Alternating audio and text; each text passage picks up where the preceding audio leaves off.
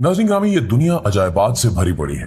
कुछ कुदरत की बनाई गई चीजें इंसान को उलझन में डाले रखती हैं, तो कुछ इंसानों की बनाई गई तामीरात भी दूसरे इंसानों को तजस्सुस में डाल देती हैं। पहले जमानों में रहने वाले लोग और कौमें बाद में आने वालों के लिए बहुत सी अजीबोगरीब चीजें छोड़ गए हैं। आए रोज कोई न कोई नई दरियाफ्त सामने आती रहती है, जिस पर आसार कदीमा के माहिरीन बारीक बीनी से तहकीकात करके इनके पीछे छुपे खुफिया राजों को जानने की तगोदौ में लगे रहते हैं।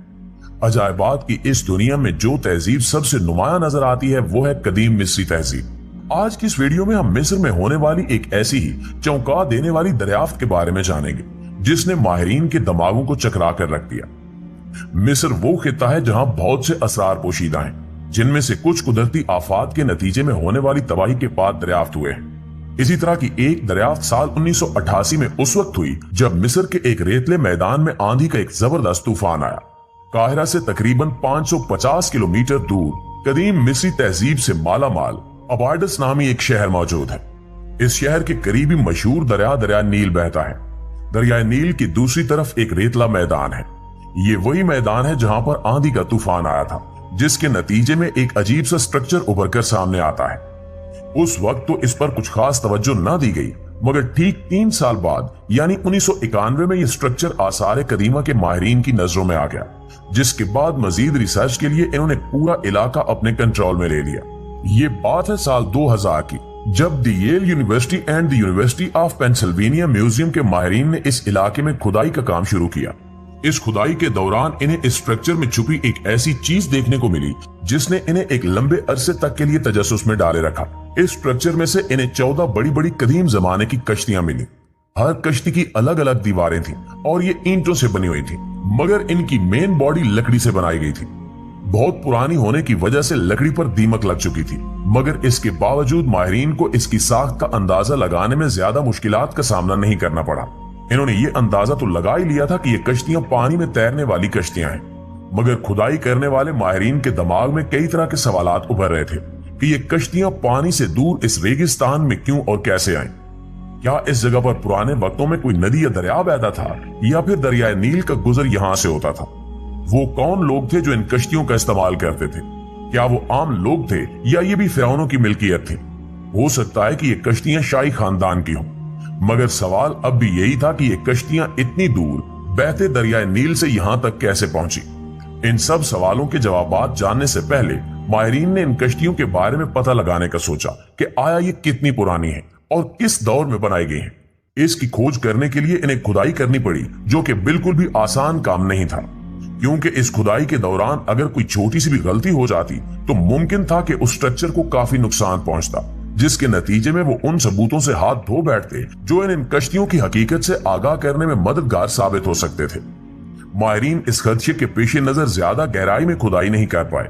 इन्होंने लकड़ी और कुछ टूटी रस्सियों के सैंपल्स इकट्ठे किए और इनसे पता लगाया कि ये कोई आम कश्तियां नहीं है, बल्कि हर कश्ती लगभग 60 से 70 फुट लंबी द्विहिकल शाही कश्ती है।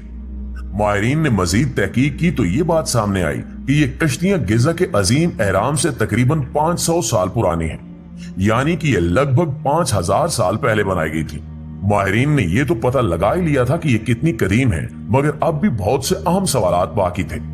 कुछ वक्त बाद जब साइंस ने मजीद तरक्की की और सोलर स्कैनिंग टेक्नोलॉजी बनाई गई, तो माहिरीन ने इसका इस्तेमाल करते हुए बिना इस स्ट्रक्चर को हाथ लगाए इसका एक 3D मॉडल तैयार कर लिया। इस टेक्नोलॉजी की मदद से जो 3D मॉडल बनकर सामने आया, उसने माहिरीन की पूरी टीम को वर्ता हैरत में डाल दिया। लोग जो अब तक ये सोच रहे थे कि ये कश्तियां दरिया नील से बहकर यहाँ आई होंगी, उनकी ये सोच गलत साबित हो गई, क्योंकि माहिरीन अब यकीन हो गए थे कि ये कश्तियां बहकर नहीं आई, बल्कि इन्हें खुद यहाँ लाकर एक खास पैटर्न पर खड़ा किया गया था। अब सवाल ये था कि इन्हें आखिर यहाँ खड़ा किस मकसद के लिए किया गया था। ये चप्पू के जरिए चलाई जाने वाली कश्तियां थी। ये साइज में इतनी बड़ी थी कि इन्हें कम से कम 30 लोग मिलकर चलाया करते थे। इन कश्तियों को लकड़ी के बहुत से टुकड़ों को जोड़कर बनाया गया था और इनकी खूबसूरती बढ़ाने के लिए इन पर मुख्तलिफ किस्म के डिजाइन भी बनाए गए थे। माहिरीन को इस बात का तजस्सुस था कि आखिर ये किस दौर की कश्तियां थी। वो मजीद तहकीक में जुट गए। उन्होंने काफी रिसर्च के बाद पता लगा लिया कि इस तरह की कश्तियां फ्राइन रखा करते थे। ये इतनी महंगी कश्तियां थी कि इनको कोई आम शख्स नहीं रख सकता था।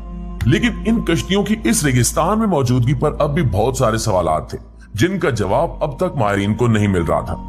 जब इन्होंने मजीद बारीक बीनी से इस सब की जांच की तो इन्हें पता लगा कि यह कदीम बेड़ा एक बड़े स्ट्रक्चर में दफन किया गया था। दरअसल इन कश्तियों को रेगिस्तान में खड़ा करने के बाद इनके इर्द गिर्द एक चारदीवारी तामीर की गई थी। ईंटों की एक दीवार बनाई गई और फर्श भी ईंटों से ही बनाया गया था। कहा जाता है कि इन कश्तियों को महफूज रखने के लिए उस चारदीवारी के ऊपर एक छत तामीर की गई थी। ये कश्तियां जिस जगह महफूज की गई थी वहीं करीब में उस वक्त के लोगों की एक मजहबी इमारत थी जहां वो अपने बुतों की पूजा वगैरह किया करते थे। माहिरीन को यहाँ कुछ टूटे फूटे बर्तन भी मिले। जब इन्होंने तहकीक की तो पता चला कि ये बर्तन उसी दौर में बनाए गए थे जिस दौर में ये 14 कश्तियां बनाई गई थी। माहिरीन ने अपने बनाए गए 3D मॉडल में जब इस स्ट्रक्चर में मौजूद कश्तियों को ईंटों से ढका तो ये एक ताबूत किसी शक्ल इख्तियार कर गया। यूं लग रहा था कि जैसे कोई ताबूत रखा हो।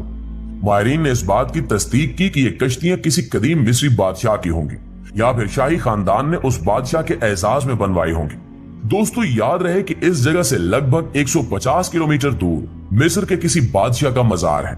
मुमकिन था कि इन कश्तियों का उस मजार से कुछ लेना देना जरूर हो।